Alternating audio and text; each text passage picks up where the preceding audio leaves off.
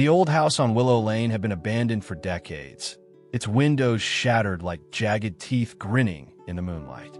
No one remembered who had last lived there, only that they were never seen again. Over time, the stories grew. People whispered about shadows moving behind the cracked glass, footsteps echoing through empty halls, and, most chilling of all, a scream that would freeze the blood of anyone who dared to listen. It was said the scream came from the end of the corridor on the third floor, the one where the air turned colder and the light refused to reach. Those who ventured there spoke of a heavy, suffocating darkness, as if the walls were swallowing the light whole. The floorboards moaned underfoot, and the wallpaper peeled away like dead skin, revealing claw marks carved deep into the wood beneath. Danny never believed in ghost stories. To him, the house was just another old building, creaking under the weight of its own decay. His friends dared him to spend the night there, and he accepted with a grin, pocketing a flashlight and a pack of cigarettes. Easy money, he thought. All he had to do was stay until sunrise, then collect his winnings and brag about it at school. The door groaned as he pushed it open, dust swirling in the air like spectral fingers reaching for him. The air was stale, heavy with the scent of mold and something else, something sickly sweet that clung to the back of his throat. He shrugged it off, convincing himself it was just the rot of forgotten things. His footsteps echoed as he walked down the long corridor, the wood bending beneath his weight. The silence was so complete that his own breathing sounded unnaturally loud. He shone his flashlight along the walls, the beam catching faded photographs of faces long gone. Their eyes seemed to follow him, their expressions twisted, mouths caught mid-scream. He laughed, a nervous bark that echoed back at him. "Creepy old house tricks," he muttered, but his voice wavered, and he realized his hand was shaking. He stuffed them in his pockets, the chill of the corridor sinking into his skin. The air grew colder as he approached the end of the hallway. The walls seemed to close in, the shadows lengthening, reaching. He shivered, rubbing his arms, but the cold went deeper than his bones. It felt alive, pulsing with a heartbeat that wasn't his. Then he heard it, a whisper, faint and echoing. It was a voice, cracked and distant, calling his name. "Danny!" He whipped around, the flashlight beam slicing through the darkness, but there was no one there. Just the empty hallway stretching back toward the stairs. The air grew heavier, pressing down on him, and the scent of rot intensified, sour and cloying. His instincts screamed at him to run, but his feet were rooted to the spot, as if the floorboards were holding him in place. The whisper came again, closer this time, a rasping voice that seemed to echo from the walls themselves. "Danny, come closer." His legs moved without his permission, dragging him toward the door at the end of the corridor. The wood was warped, swollen with age, and a dark stain had seeped beneath it, spreading across the floor like a pool of ink. He reached for the doorknob, his fingers trembling as they wrapped around the cold metal. A scream shattered the silence, piercing and shrill, ripping through the air with a force that made his ears ring. It was a scream of pain, of fear, of someone being torn apart. It echoed down the corridor, bouncing off the walls, the sound stretching, warping, until it became a chorus of voices, all screaming, all trapped. Danny's heart raced, his chest tightening as the air grew colder still. He yanked his hand back from the door, stumbling away, his back slamming into the wall. The photographs trembled, the faces blurring, mouths widening, eyes hollow and dark. They were screaming too, their silent cries merging with the echoing wails, filling the corridor with an unholy cacophony.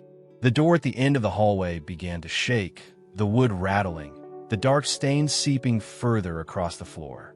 Something was behind it, something that clawed at the wood, leaving deep gouges that splintered outward, black ichor dripping from the cracks. Danny's flashlight flickered, the beam dimming as the shadows grew deeper, swirling like smoke, crawling along the floor toward him. The air was freezing now, his breath visible in ghostly puffs, his limbs heavy and sluggish. The scream grew louder, more desperate, echoing from beyond the door, as if whoever, or whatever, was behind it was trying to break free. The door bulged outward, the wood groaning, cracking, the dark stain spreading, seeping closer, hungry. Danny tried to move, to run, but his legs were numb, his body locked in place. The shadows coiled around his ankles, cold as death, winding upward, tightening. The door shuddered violently, and the scream hit a fever pitch, the sound so sharp it felt like knives slicing through his skull. The whisper came again, so close it was as if someone were breathing into his ear. "Danny, join us." The door burst open, and then there was only darkness. The sun dipped behind thick clouds as Danny's friends stood at the edge of Willow Lane, staring up at the old house. The air was heavy, oppressive, as if the world itself was holding its breath. They shifted uncomfortably, their laughter from the night before now a distant memory. "He should have been out by now," Mark muttered, his eyes fixed on the broken windows. A shiver ran down his spine, though he told himself it was just the cold wind. "Maybe he bailed," suggested Kevin, kicking a loose stone. "Probably ran out the back, and now he's hiding just to freak us out." "But his bike's still here," Lisa whispered, her voice trembling. She pointed to the rusted bicycle leaning against the tree, untouched, its tires sinking into the mud.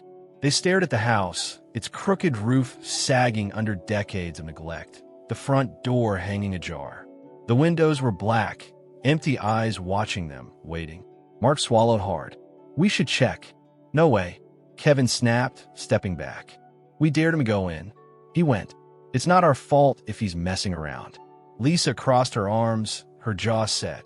"If you're so sure, then why are you scared?" Kevin's face turned red, and he opened his mouth to argue, but the words died on his tongue. Because he was scared. They all were. They could feel it, a creeping dread that slithered down their spines, whispering that something was wrong, that Danny wasn't just hiding, that he wasn't coming back. Mark squared his shoulders, forcing courage into his voice. "I'll go in, but you guys are coming with me." Lisa nodded without hesitation, though her hands shook. Kevin hesitated, looking back at the street, but he couldn't leave. Not without knowing. Not without Danny. They stepped onto the cracked path, weeds snaking through broken stone, and climbed the sagging porch. The wood groaned beneath their weight, the boards bowing as if trying to pull them inside. Mark pushed the door open wider, the hinges screaming, and the stench hit them, thick, sour, sickly sweet. It was the smell of rot, of damp decay, of something long dead. Lisa gagged, covering her mouth. What is that?" Kevin's eyes were wide, his voice a hoarse whisper. "It smells like something died in here." The front hall was dim, dust swirling in the pale light that filtered through shattered windows. Cobwebs hung like curtains, and the walls were streaked with dark stains, peeling wallpaper curling like burnt paper. Their footsteps echoed, muffled by the dust that coated the floor in a thick, undisturbed layer. "Danny," Mark called, his voice cracking. It echoed back to them, distorted, bouncing off the empty walls. Silence. They moved deeper into the house, the air growing colder, the shadows lengthening.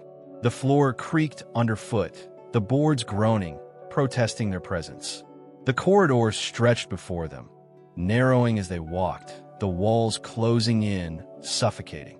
Lisa's flashlight flickered, the beam weak and jittery, barely piercing the darkness. She hugged herself, shivering. "It's freezing in here." "It's just an old house," Mark insisted, but his voice wavered. "No heat. It's just cold air." But it wasn't just cold. It was a deep, bone-chilling freeze that seeped into their skin, numbing their limbs, stealing their breath. It was the cold of the grave. They reached the stairs, the banister thick with dust, the wood chipped and scarred. Mark hesitated, his hand hovering above the rail, then pulled back. The wood was wet, slick with something dark and sticky. "What the?" He wiped his hand on his jeans, but the stain remained cold and oily. It's like tar." Kevin paled, his eyes darting to the stairs. Do you hear that?" They held their breath, straining to listen. It was faint, almost imperceptible at first. A whisper drifting down from the darkness above, winding through the air like smoke. "Help!" Lisa's heart skipped a beat. "Danny," she called, her voice trembling. "Danny, is that you?" The whisper came again, louder this time, echoing down the stairs, distorted and wrong. "Help!" Mark's face went pale, his fists clenched. "We have to go up. He's hurt.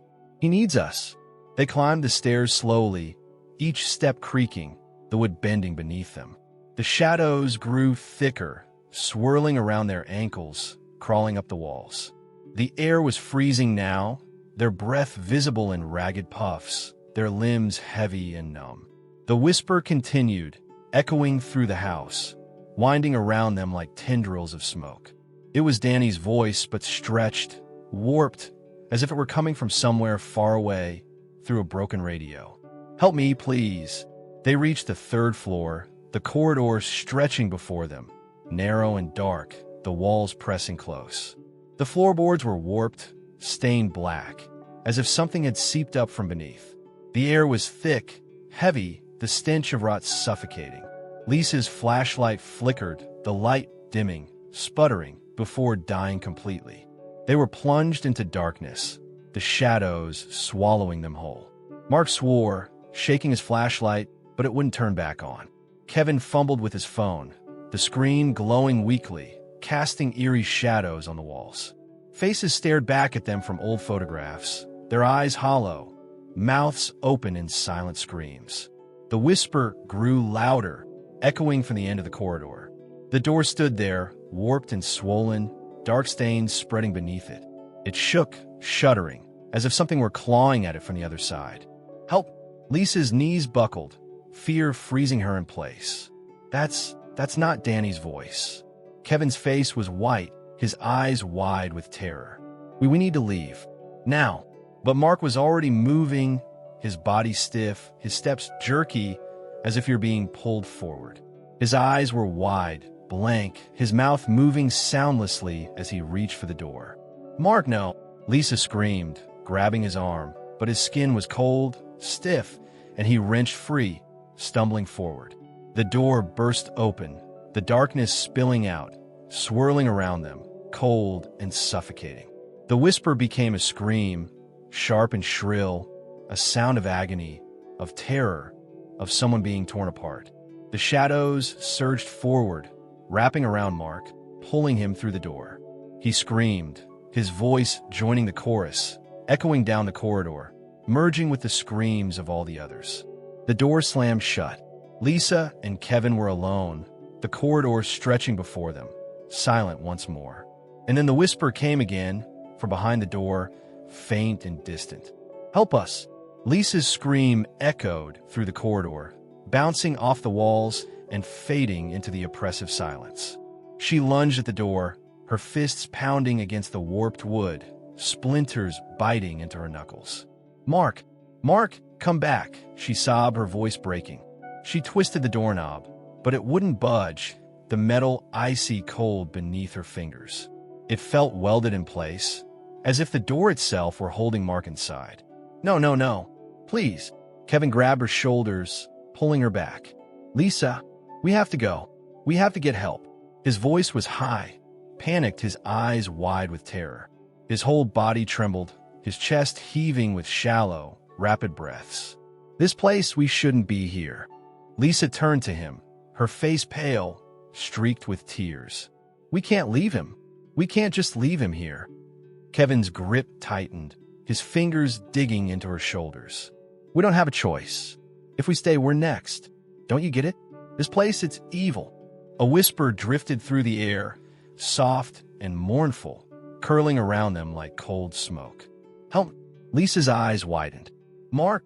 She reached for the door again, but Kevin yanked her back, nearly knocking her off her feet. "That's not him," he choked out, his face twisted in fear. "That's not Mark. We need to leave. Now." Lisa looked at the door, the dark stains spreading across the floor, seeping toward her like ink. The cold air was heavy, pressing down on her, the smell of rot filling her nose. Her stomach turned, while rising in her throat. Kevin was right. Whatever was behind that door, it wasn't Mark. At least, not anymore. She stumbled backward, Kevin dragging her down the corridor, their footsteps echoing through the darkness. The shadows seemed to ripple, moving along the walls, following them, hungry and cold. The faces in the photographs watched them, hollow eyes tracking their every step, mouths gaping wide in twisted, silent screams. The air grew colder still, freezing their breath in white puffs. The darkness deepened, swirling around them, whispering, echoing with voices that were not their own. "Help us, please." Lisa's heart hammered in her chest. The voices were everywhere, coming from the walls, the floor, the ceiling, whispering in her ears, brushing against her skin. She clamped her hands over her ears, shaking her head, but the whispers grew louder, more desperate, pleading. Don't leave us." They reached the stairs, but the shadows were there, waiting, coiled around the steps like black vines. The darkness moved, shifting, rising, forming shapes, twisted figures, their limbs long and broken, faces stretched, eyes hollow and empty. Lisa's scream caught in her throat, her body frozen in place. The figures stared at them, their mouths opening, jaws unhinging, wider and wider, impossibly wide, until they were nothing but gaping voids. From those mouths came the screams, echoing through the house, sharp and piercing, a cacophony of agony, of terror, of souls trapped and torn apart. Kevin grabbed her arm, yanking her sideways, pulling her down another corridor.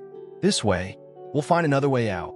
They ran, the shadows twisting around them, reaching with long, skeletal fingers, brushing against their skin, cold and damp.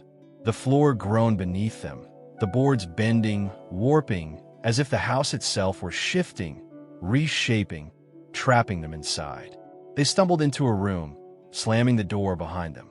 Kevin threw his weight against it, his shoulders heaving, his breath ragged. Lisa collapsed against the wall, her legs shaking, her vision swimming with tears. The room was cold, the air stagnant, heavy with dust and decay. Faded wallpaper peeled away in long strips, revealing deep gouges in the wood beneath, claw marks that trailed from floor to ceiling.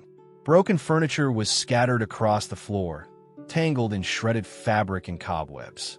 A cracked mirror hung on the far wall, its glass dark and smeared with something oily and black. Kevin sagged against the door, his face pale, his eyes wide with panic. What was that? What were those things? Lisa shook her head, hugging herself, her body trembling. "I don't know, but they took Mark." Kevin ran his hands through his hair, his fingers shaking. "This is my fault. We dared him. We made him come here. It's this house," Lisa whispered, her eyes flicking to the mirror. She swore she saw movement behind the glass, shadows writhing beneath the surface, but when she looked again, it was still. "This house did this to him, and it's trying to do it to us." A loud thud rattled the door, shaking the hinges. Kevin jumped, pressing his back against the wood, his face contorted with fear. Another thud, harder this time, the door shuddering, dust drifting from the ceiling. The sound was wet, heavy like something huge and deformed was throwing itself against the wood. A voice came from the other side, muffled and distorted. "Let me in, please, it's cold. Let me in." Kevin's eyes went wide. "Mark?" He turned to Lisa, his face hopeful, desperate. "That's him. He's alive." Lisa backed away, shaking her head, her heart pounding. "It's not. That's not him." The voice came again, closer, the words slurred, broken. "Lisa, Kevin, please help me. It's dark, it's so cold." The doorknob rattled, twisting, shaking violently. The door shuddered, bowing inward, the wood creaking. Black stains seeped from beneath it, pooling across the floor, thick and oily, the air filling with the stench of decay. Kevin's face crumpled, tears streaming down his cheeks. "Mark, I'm sorry. I'm so sorry." He reached for the doorknob. "No!" Lisa screamed, lunging at him, grabbing his arm. "That's not him. It's this house. It's trying to trick you." But Kevin's eyes were glazed, distant, his body moving stiffly, puppet-like. His fingers closed around the knob, his mouth moving soundlessly, his face blank. The door burst open, slamming against the wall, the darkness spilling inside. It wrapped around Kevin, pulling him through the doorway, his body jerking, his limbs twisting. He screamed, his voice breaking, echoing through the corridor, joining the chorus of other screams, the lost souls trapped within the walls. The door slammed shut, the room plunging into silence. Lisa stood alone, the darkness closing in, the shadows whispering her name. Lisa's body trembled, her breath coming in ragged gasps. The room felt smaller, the walls pressing in, the shadows twisting and curling around her feet. Her eyes were locked on the door, on the dark stains seeping beneath it, spreading across the floor like blood. She stumbled backward, her spine hitting the wall, her legs giving out beneath her. She slid to the floor, hugging her knees, her eyes wide, unblinking, fixed on that door. Silence. Heavy, suffocating silence. Then, softly, the doorknob began to turn, the metal rattling, the sound echoing through the room. Her heart stopped, her body frozen in place, her limbs stiff and cold. She watched, helpless, as the door creaked open, the darkness beyond writhing, alive, hungry. A figure stepped through, its limbs jerking, moving unnaturally, bones cracking with each movement. Its head hung at an odd angle, the neck twisted, the skin stretched taut over broken bones. Its arms dangled at its sides, long fingers twitching, reaching. Lisa's mouth fell open, a silent scream trapped in her throat. The figure lifted its head, and she saw its face, Mark's face. But the eyes were wrong, hollow and empty, black as midnight, staring through her. His mouth twisted into a smile, wide and broken, stretching too far, splitting his cheeks. His voice came out in a whisper, soft and wet, echoing with the chorus of voices trapped within him. "Found you." The lights flickered, the shadows surged forward, and the door slammed shut. The house was silent once more.